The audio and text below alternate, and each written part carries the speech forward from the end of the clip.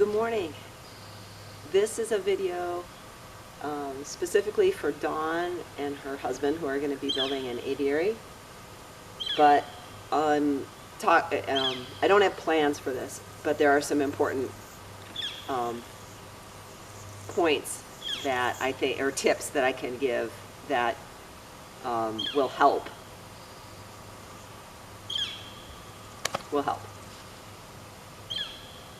Okay, first thing, ignore the fact that this was built on a hill.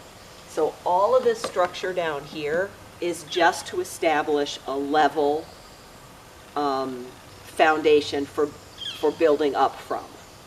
So that's all of the different heights that you see are all related to this specific site. So if you're building on the flat, you don't need to do that. You do need level. Check the level, check the level, check the level, check the level. You'll see on the build videos how I wrapped the foundation in the rodent screen and how I chose to do the inside pond liner and drain. But if you have the opportunity just to put it on a cement slab, you know, you're done. Okay. So built on top of that level foundation are 6x6 posts. They're tied in with the Simpson strong ties. That's, you know, a Home Depot acquisition. Oh, that reminds me, I'm not a builder. I'm not an expert at this. I was a person who drew up some plans, wanted to build it, went online to do some research, and then went to, you know, the big box stores to buy supplies and a nice lumber store.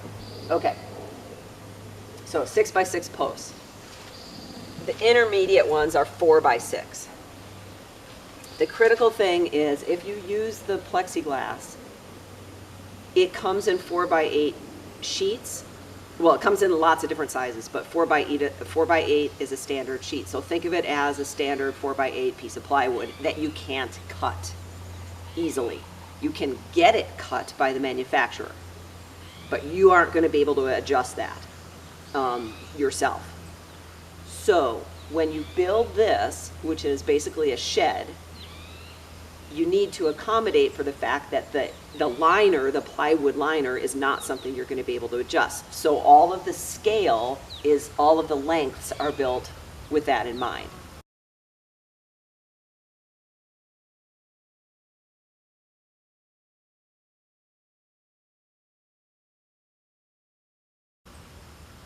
So the 4x8 sheet of plywood just butts up against this framing. Then because I wanted the whole interior walls to be just essentially one sheet of plastic, so I could hose it down in there. But there's no framing in between the panels themselves. Because the greenhouse panels are on for the winter, here is a video from last summer showing just the 1/2 inch thick plexiglass panels, how they're just butted up to each other.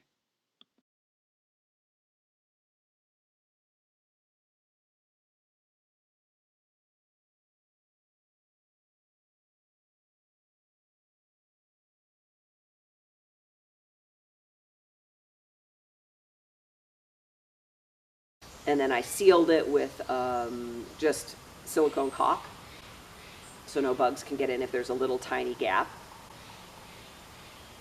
And that's the wall, is those things, and they don't need any additional support, they just need to not fall out.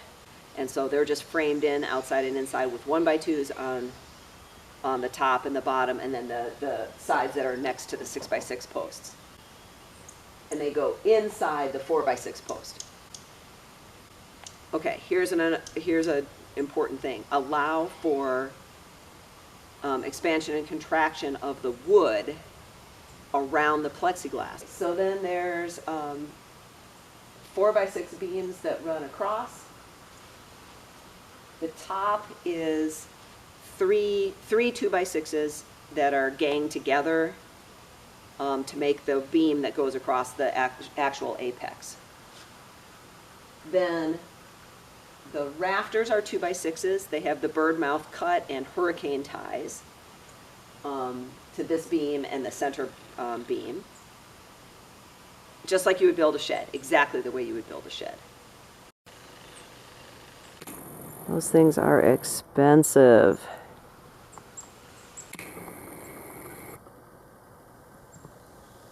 And then up at the top, I just took that fitting doesn't exist, so I took 2 T's and overlapped them just to make sure.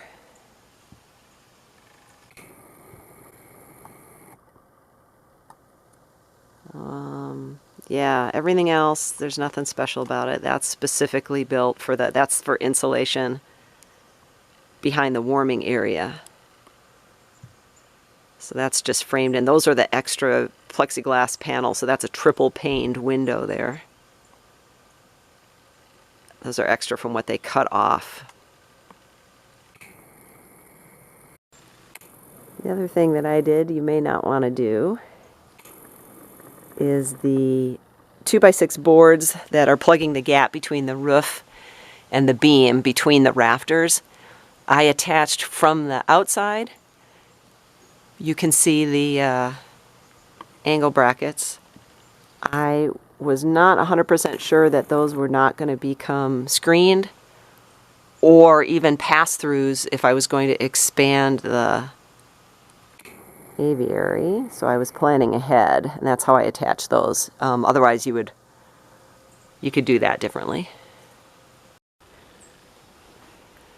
That's just how I tied the beam to the post together. Those are Simpson ties again. Then the last thing that I think you will want to see is how the plexiglass roof is put on, which probably is going to be different for your area because of the tornadoes. Okay, so this is the roof. The panels, these panels, are 4x8, not cut down. They weigh about 80 pounds or something like that. And they are set on top of the rafters.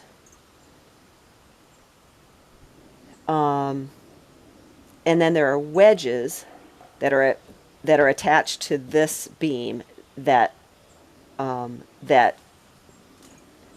between the weight of the roof and the wedge has a little tiny lip that just keeps these in place, but they can shift and move around a little bit as everything kind of moves and expands and contracts. They're not glued down, they're just sitting down on this. And then at the top, there is a commercial product. It's just a roof cap that is holding them down, and underneath that is rodent screen and bug screen. So there's a little ventilation at the top, and then the cap is attached to the beam that runs all the way across. So these panels are basically wedged at the bottom and at the top, but there's room for them to shift, I guess I would say. Okay, so there are the rafters. There's the 2x6 cross piece. What you see there is the edge of the greenhouse panel, which I do keep year-round. That's the near edge that you see. And then the far edge is just, that's the half-inch plexiglass passing over the top of the 2x6. There's the half-inch plexiglass seam right there, passing in front of the 4x6.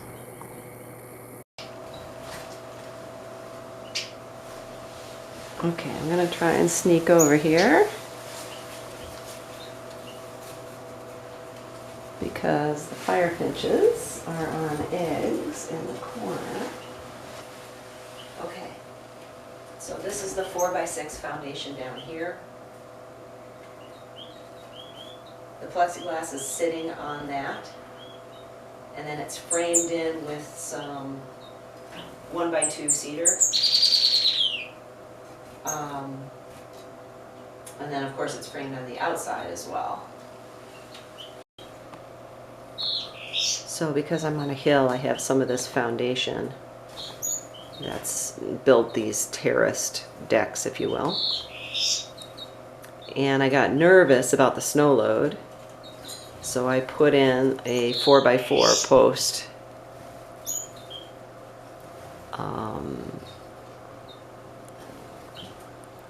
Supporting the main beam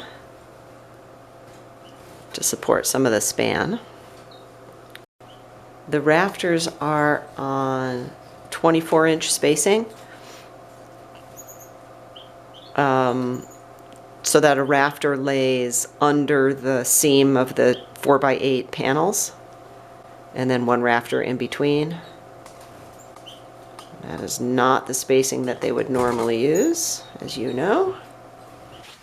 Then everything else, this stuff, these are just little, much thinner plexiglass. You can just get it at the Home Depot. Just made little windows, hinged.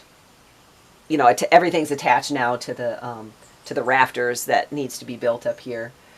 So I would just highly recommend use rodent screen, the 1/4 inch, stainless steel or galvanized. Stainless steel would be better, obviously, and insect screen, because insects are problematic for birds, mosquitoes particularly.